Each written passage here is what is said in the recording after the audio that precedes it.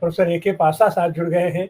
वैसे तो आप जवाहरलाल नेहरू अपनी यूनिवर्सिटी से हैं, लेकिन इस समय आप सीधे अमेरिका से जुड़े हुए हैं, अमेरिका में हैं और वहाँ के प्रत्यक्ष रूप से वहाँ सारी चीज़ों को देख रहे हैं। तो अभी पासा साहब चर्चा हो रही थी कि वहाँ जो भी स्थितियाँ हों, अमेरिकन पॉलिसीज़ के लिए भारत पर या और देशों पर क्या असर पड़ेगा, इसका चाहे चाहे कमला हैरिस जीते और चाहे ट्रंप जीते, उसका क्या फर्क पड़ने वाला है। लेकिन ट्रंप के खिलाफ इतनी सारी चीजें होने के बावजूद क्या मैंने 91 मुकदमे उनके ऊपर हैं,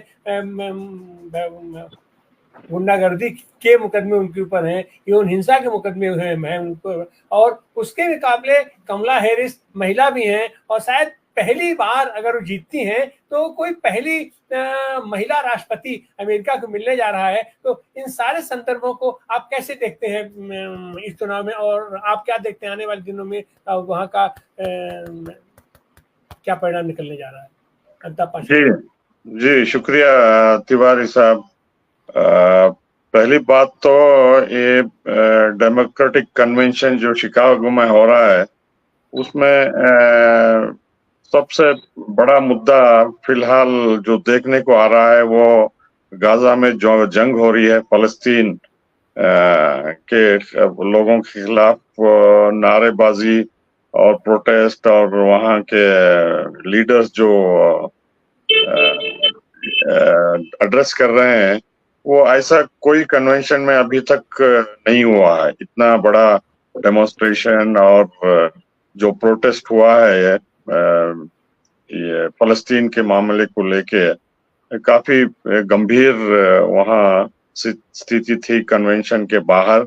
जो विजुअल्स हम देख रहे हैं दिन रात वहाँ इजरायली कॉन्सुलेट के सामने, और जो लीडर्स जो इल्हान ओमर और कई लीडर्स जो इनको मुखातिब कर रहे हैं, उससे ये कन्वेंशन सेंटर में जो स्पीचेस दे रहे हैं, चाहे वो बराक ओबामा हो, मिशेल ओबामा हो, या जो बाइडेन हो, और कमला हैरिस और उनके vice president nominee Tim Walz, ये सब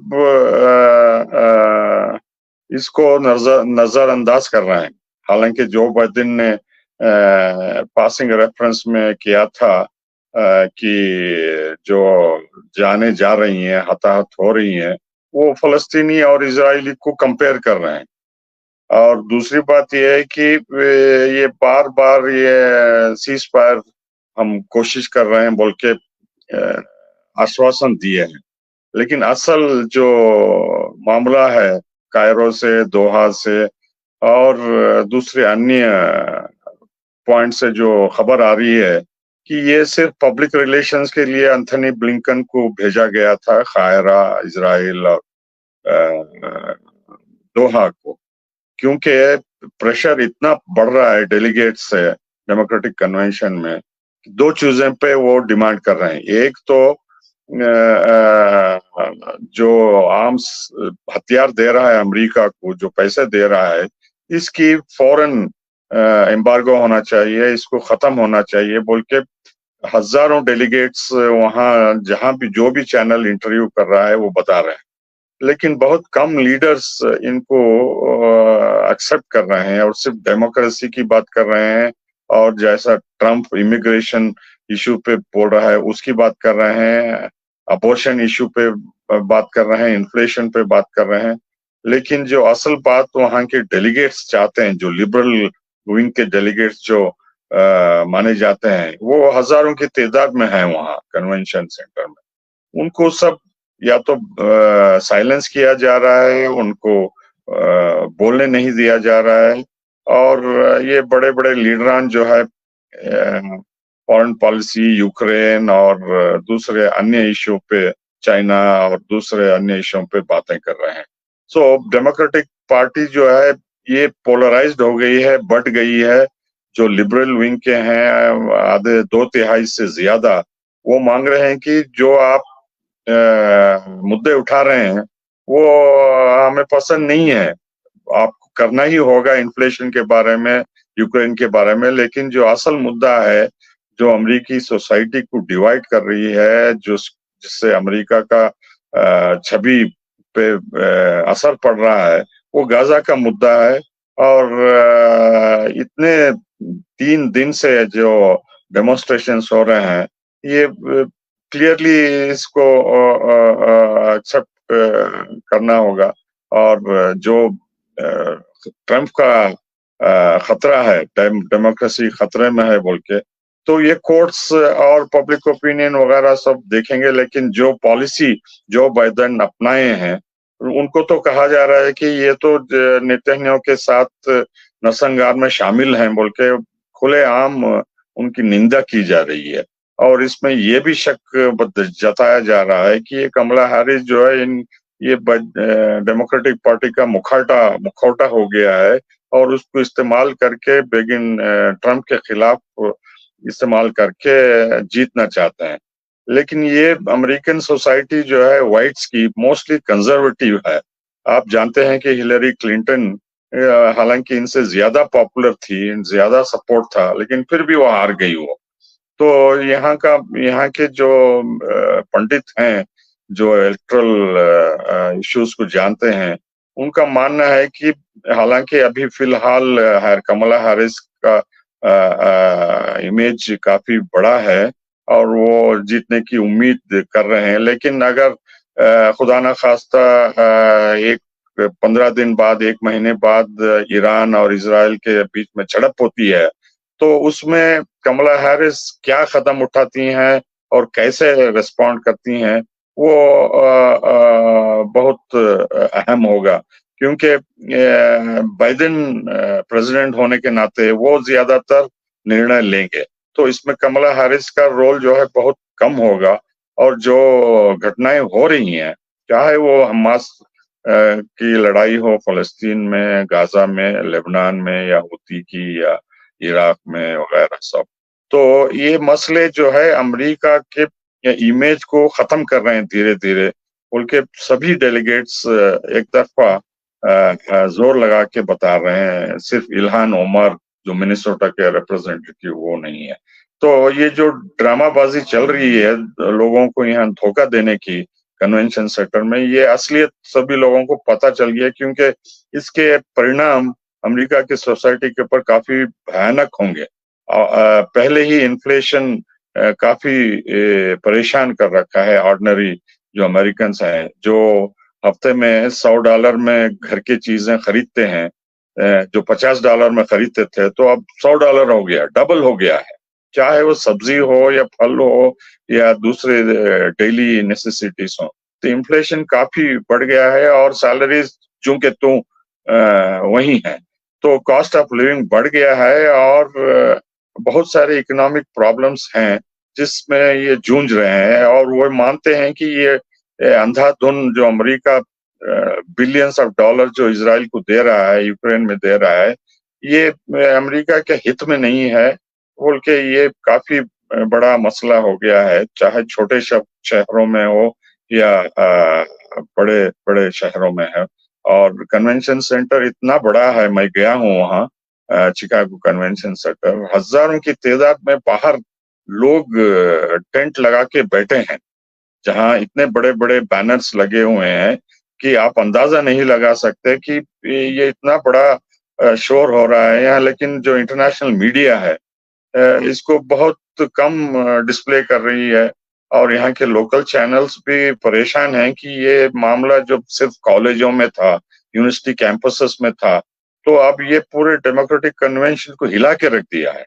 तो इतना बड़े पैमाने पे जो लोग असंतुष्ट हैं यहाँ डेमोक्रेटिक पार्टी के अंदर ही, तो मुझे लगता है कि ये अभी जो 70 दिन बाकी हैं इलेक्शन को नवंबर 4 में, तो कुछ भी हो सकता है, चाहे ईरान का हमला हो या लेबनान के साथ नेतन्याहू का हमला हो, तो गंभीर स्थिति बिगड़ सकती है।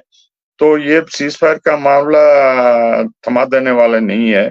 और इसके साथ साथ जो आर्थिक स्थिति भी है, तो वो मेरे ख्याल से काफी चिंताजनक है लोगों के परेशानियों में। जी सर, बहुत बहुत धन्यवाद। जाहिर सी बात है कि सत्ता में इस समय बाइडेन है, तो बाइडेन की जो भी चूक होगी वो असर डालेगी कमला हैरिस के उस पर। और खास करके जो इन्होंने शिक्षा के लिए छात्रों के ऊपर 132 मिलियन डॉलर की जो इन्होंने वो घोषणा कर रखी है उनके उनके लोन माफी का, तो इस सबसे तो वहां पर मुद्रास्फीति और बढ़ेगी। तो ऐसी हालत में कमला हैरिस की क्या स्थिति बनेगी, वो लड़ाई में कितना कब तक टिक पाएंगी। और ऐसी में जबकि अमेरिका तो निहायत रूढ़िवादी माना जाएगा, 100 साल उसको लग गए अफ्रीकी अमेरिकी लोगों को ये मतदान का अधिकार देने में और ये महिलाओं का अधिकार देने में। 1920 में महिलाओं को अधिकार दे पाया। तो ऐसे समाज के बीच तो जाहिर सी बात है कि उनका हीरो तो ट्रंप ही निकल के आएगा, जिसके जो ये गुंडागर्दी भी कर लेता है, यौन शोषण भी कर लेता है और सीना ठोक करके देश के पैमाने पर, दुनिया के पैमाने पर अपने हथियार बेचने का भी काम करता है। तो ऐसे आप फिरोज साहब, आप कुछ कहना चाह रहे थे? फिरोज मीठीपुर वाला साहब, अनम्यूट कर लीजिए, अनम्यूट कर लीजिए। Yes, I am glad that Pasha ji join the meeting, क्योंकि जो मूल मुद्दा है अमेरिका में और डेमोक्रेटिक पार्टी के लिए खास करके गाजा का पूरा नरसंहार, वो एक्चुअली डोमिनेट कर रहा है ये पूरे डेमोक्रेटिक कन्वेंशन को। और आप नोट कीजिए कि ओबामा ने गाजा का जी तक नहीं बोला, बहुत शर्मनाक बात है। ओबामा ने गाजा का जिक्र तक नहीं किया। तो ये है डेमोक्रेटिक पार्टी का एक्चुअल सिचुएशन, ठीक है। ये में वो एक बात है। दूसरा है कि एक अंतर है ट्रंप और डेमोक्रेटिक पार्टी में, वो है यूक्रेन का मुद्दा। ट्रंप अगर आएगा तो वो यूक्रेन के वॉर को खत्म करेगा, ठीक है, वंस भी वो बात बोल चुका है उसका जो वाइस प्रेसिडेंट। मगर मिडिल ईस्ट में परिस्थिति और भी खराब होगी, क्योंकि मेरी मेडल्सन जो $100 मिलियन दे चुके उससे ट्रंप को, तो ट्रंप का एक भाषण हुआ था कि इजराइल बहुत छोटा है, उसको एक्सपैंड करना चाहिए। तो जो पिछली बार जेरूसलम दिया वो पूरा वेस्ट बैंक दे देगा। तो दोनों जगह पे खतरा है। मगर दूसरी एक साइड है कि ये अभी अमेरिका नहीं तय करेगा कि यूक्रेन का सोल्यूशन क्या होगा या मिडिल ईस्ट का सोल्यूशन क्या होगा। अभी सीजफायर की बात जेलेंस्की ने शुरू कर दी है, क्योंकि वो हार चुके हैं। तो परिस्थिति अभी दूसरे देश तय करे, जमीन पे कुछ दूसरे चीजें तय हो रही है। ये सिर्फ अमेरिका नहीं तय करेगा कि मिडिल ईस्ट का सोल्यूशन क्या होगा। वहां Iran, Iraq, Syria, Hezbollah, Palestine, Houthi, Yemen और रशिया, चाइना, नॉर्थ कोरिया, वो तय करेंगे कि अभी मिडिल ईस्ट का सोल्यूशन क्या होगा। मादुरो तय करेगा कि वेनेजुएला में क्या होगा। अमेरिका वो ताकत नहीं रही है। और ब्रिक्स की जो मीटिंग 24 अक्टूबर को होने वाली है, या डी डॉलराइजेशन का एजेंडा बहुत आगे बढ़ेगा। 159 countries want to be part of the non swift banking system.